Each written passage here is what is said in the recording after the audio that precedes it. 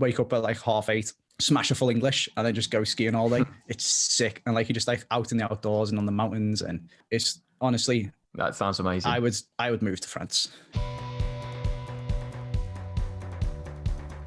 So to bring it back to travel, I was taking a look at your Instagram in the prep for this and saw a lot of skiing photos. Yes. And I didn't know that you loved skiing. So I want to talk about skiing now for a little bit. Okay. I didn't know that I loved skiing until I was like 21. Oh, really? Yeah. What made you first like skiing then? So again, to be like stereotypical, I am from a place where stereotypically nobody knows what skiing is, or nobody goes skiing and nobody cares. And it's like, it's a posh things to do, or like, if you went skiing, you'd be like, you're a Tory and all stuff like this. And like, I'd never been there or done it or knew anything about it or anything like that until I went to uni. And then some of the lads that I lived with were in different degrees posher, in inverted commas, than me. So there was one lad who was like, and all stuff like that. And then there's like another lad who's just a bit more, probably more what I've started to do or become now, I guess, like a little bit more go skiing and stuff like that, but it's like a little bit more mix. Grounded and less like, oh, I'm a gap year, I get some holiday and all that rubbish, and like proper stereotypical posh. They all loved skiing. And they're all really nice as well, to be fair. I'm mostly just taking the piss out of my mates. Like, everyone's really nice, but one of them is proper posh. And they've all been skiing and love skiing and stuff like that. So then we'd be in our uni house, and one of them would put Ski Sunday on. If you've ever watched Ski Sunday. No, do you know what Ski Sunday is? No. Okay, so it's like a really long-running BBC program now, where they follow the ski season, basically. So there's like competitive skiing, like the downhill and the slalom and all stuff like that. There's a bit of chit chat from the presenters, and then they'll have like a cutaway to a segment that they've made about something. So we just used to watch that of a Sunday morning in uni. Like one of the lads would get up and put Ski Sunday on. I was like, this is pretty interesting. And then they'd all be talking about when they'd gone. And one of the lads has skied like since birth, basically. Since birth. Yeah, literally like when he was 1, his parents went skiing and he was skiing there. He just strapped to the snowboard, just chucked down a Literally, hill. like you go and you see have you been at all? No, I've never been skiing. That's There why you go, and you see like, convinced me. You see like the little French kids, and they're like 4 months old, and they like got a pair of skis on, and they're between the parents' legs, and the parents like skiing down, holding this kid. It's proper mental, like. And then like I'm there being like, when I first went, I was like 22 or something like that, like this, trying to learn to ski, and then some like 6-year-old French kid just goes flying past me, and I'm like, let's go. Yeah, they're all, when you're young and you learn, they're all insane at skiing. Yeah. Anyway, the lads that I used to live with, they all went on the uni ski trip. So our uni had like a skiing society, which was essentially just you sign up to go on a ski holiday. Yep. And everyone goes on like a party holiday. I kind of wanted to go, but I didn't want to go because everyone of my mates who was going could already ski. So I didn't want to get there and be like, see you guys, I'm going for my lesson, and then just disappear. Yeah. And like go and learn to ski for like 5 hours a day. Whereas they all just did whatever they wanted. I thought it'd be a bit shit, basically. Yeah. So I was like, if I'm going to go, I'll go by myself and learn to ski at my own pace, and like without worrying what everyone else is doing and blah, blah, blah, blah. So they all went off on this uni ski trip and said it was amazing and all stuff like that. So then me and my girlfriend decided to go and booked ourselves some lessons and basically just went ourselves. We went and tried it in Manchester, Chill Factor, I think it's called. And you can just like book beginner lessons. So we rocked up with absolutely no idea what to do. We didn't even know how to put skis on or anything like that.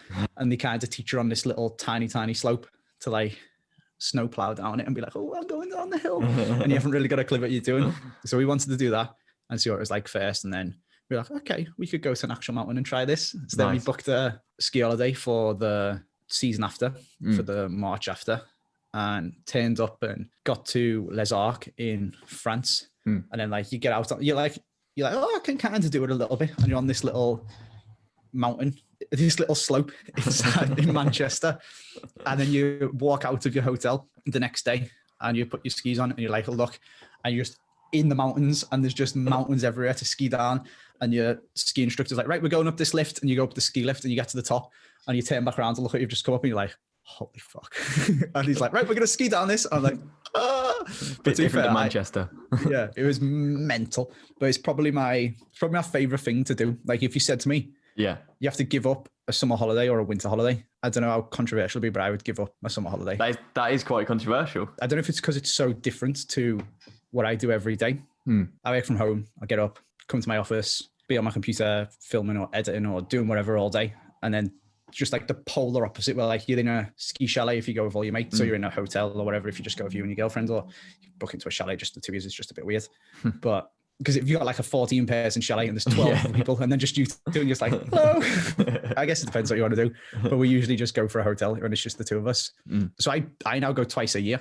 So my favorite things, like in January, Katie, all my uni mates, some of their boyfriends and girlfriends and sisters and mates and whatever, book out like a chalet for like the 12 of us. So we go skiing in the January for New Year, and then me and Katie go skiing in March as well. Awesome. And it's honestly just like you wake up and like you have to get up early, which is not my favorite thing in the world because I can't just run on my own schedule normally. But like first lift's 9 o'clock, and one of my mates is like, first lift. I'm like, oh my God, please stop. But you have to get up early anyway because the chalet staff want to go out and do their own skiing. So you have to have your breakfast eaten by like 8:30 so they can clear it out and get out and tidy up and go skiing themselves. Yeah.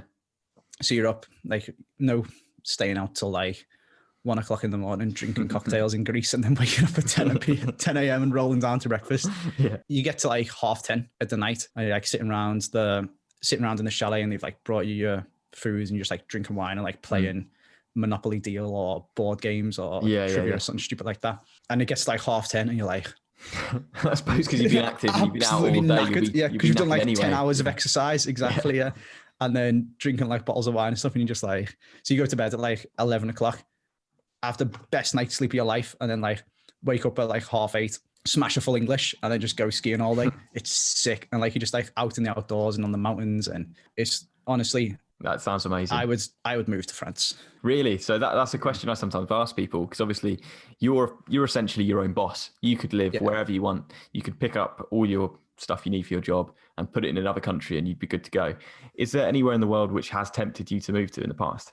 I say I'd move, yes and no. I'm quite like a bit of a home bird, I guess is the phrase for it, where I like the comfort or the sameness. I don't know what the word is for it, but like the familiarity of being at home and knowing where everything is, and then kind of like have a week where I'll go and be like, oh, what am I doing? Like go somewhere and be like exploring, and then come back. Whereas when people go, well, I'm just one of the lads I lived with in the first year uni is mental, and I think he just genuinely just lives out of his backpack. Oh, really? Like, all the time, like for like the last 5 years. Wow. Sent us a picture in like the WhatsApp group we've got, like of all the people that we lived with in the first year of uni. It was him stood next to a statue of Kim Jong-un.